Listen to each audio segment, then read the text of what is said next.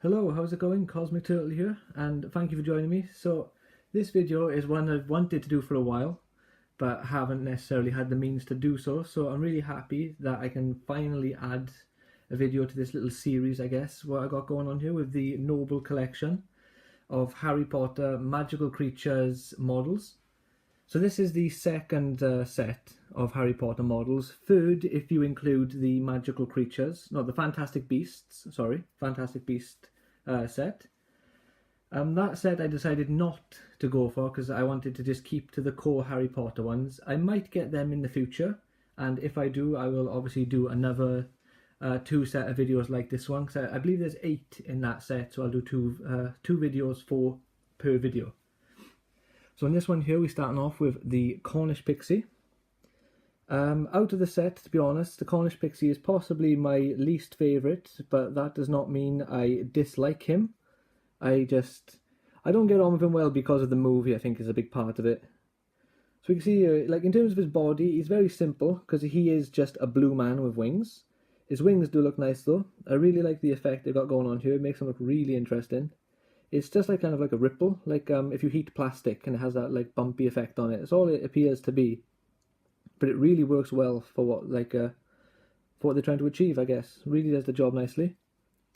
The face is probably where there's most detail is. We got like a convincing little face here, teeth, eyes, nose. Got his cool little antenna and his funky huge ears. But my favourite part about this one is actually the book, to be honest. It's a very convincing book. We can see here, like, we've got little diagrams. We got it's probably not really right then. I can't see it well enough to determine if it's real or not. But I'm pretty sure it's just made convincingly to look like writing, and it's doing the job fantastically. So we've got the other page by here, and as you can see, he's actually ripping the book up from the centre, which is another detail I really enjoy, and I really like it. We're looking at it though. I feel like it doesn't look convincing that he's ripping it though. His hands look too relaxed, but I don't think they can help that, to be fair. That's like not something I will hold against them. And then the base, very simple, but is what it needs to be. We've got the table by here underneath. Then we've just got the book on the table. We've got the bookmark, which is a very nice bookmark. Got these well, actually it's supposed to be that way, I guess. So he's holding the book upside down.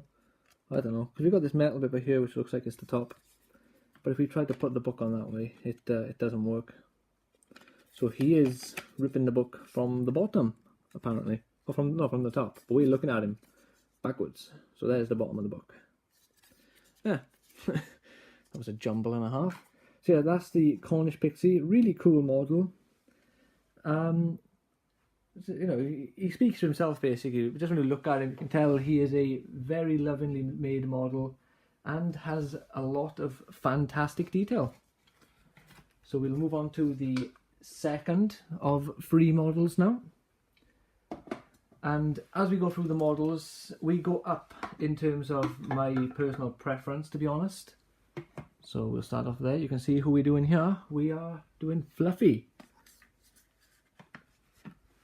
the awesome 3-headed dog. Sadly not the Fluffy that we got to see in the Lego Harry Potter games, where there was a poodle on one of the heads. So Fluffy, as you can see here, is guarding the door where they had to put him to sleep with the harp, sorry. Again, Fluffy is quite simple in his design. He has some nice like fur effect, which I'm not sure if the camera picks up very well, but he has a nice fur effect on his heads. All 3 of the heads appear to be doing a different expression. This one's got the mouth closed. You can't see the details because he's very dark. I'll try and keep still as best I can so you can see it better. This one looks quite angry. This one also angry, but these two might actually be the same. But he's got a collar. But these 2 heads might actually be the exact same head. Then we've got a third one here with his mouth closed, but he's not looking too happy.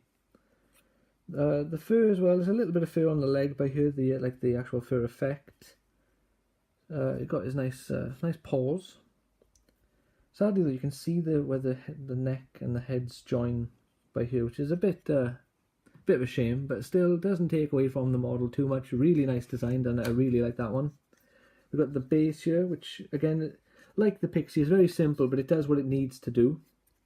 So obviously we've got the hole where the trapdoor leads, we've got the entrance to the trapdoor, which has nice little wood.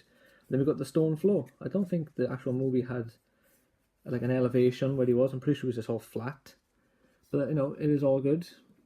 The only downside is when you put him on the thing, you have to like kind of lock this bit into place. But he's never actually secure, which takes away a little bit for me, because I feel like he's constantly at risk of falling and getting damaged, which I really don't appreciate and I don't like, because, you know, these models are like £27 each, so they're not cheap models. They cost a fair bit.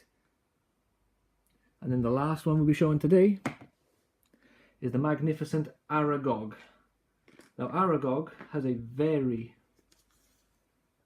very cool look to him. So this one is my favourite out of the three I have, which is interesting considering I absolutely hate spiders. Absolutely terrified of spiders. If you've seen my one of my most recent videos for Metro Exodus, you will understand. So a lot of detail on Aragog. We got really cool like fur effect on here. We've got a hole, which that'll be explained later. All his eyes look very menacing and like just soulless. We've got his pincers and his little front hand. I don't know what they are. I don't know the anatomy of a spider, to be honest, so I'd have a clue. Someone will know, just not me. Really, really well done. I love the pose they gave him. Looks very menacing. Up on here, look at that. Proper intimidating. And yeah, so that's Aragog. He's very well done. Very true to how he looks in the movie, and it's just fantastic. And his base breaks into two. Look at that. So we got, I guess this looks like a big piece of wood, part of a log probably, or like a tree, which is hollowed out. So we got spiders on it. Very simple spiders. Nothing to write home about. But they add a nice little bit of atmosphere, I feel. Because it kind of makes Aragog look even more intimidating when he's next to tarantulas, essentially. Giant spiders. And they are nothing compared to him. Then we've got the base. We've got another spider. We've got some skeletons. We've got one dead, well, two skulls and a bit of rib cage and what have you. Bit of neck there, it's probably his arm. So obviously this is a fantastic base. The fact that it assembles, you can see here, and it like actually comes apart, very well done. Just an insane amount of detail in this one by here, I feel, and Aragog all together with it is just a fantastic sight to behold. Looks very menacing, and he fits in very well with the others in the series, as do the other two, of course. But I love the extra bit of detail they put into this one with the base splitting into two. And just all the little bits on there, the spiders, the wood decal, and so I'm losing my words here. I'm trying to speak faster than I can think.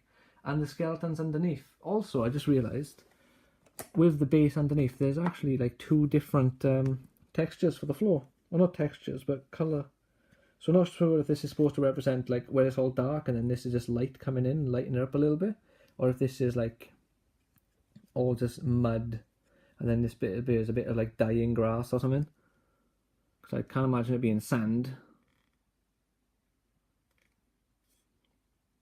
But yeah, I can't see anything else on there that I've missed. Even underneath, there's nothing there. So before we end the video, we'll quickly bring all three back up so you can see them all together. Oh, jeez. There we go, there's two.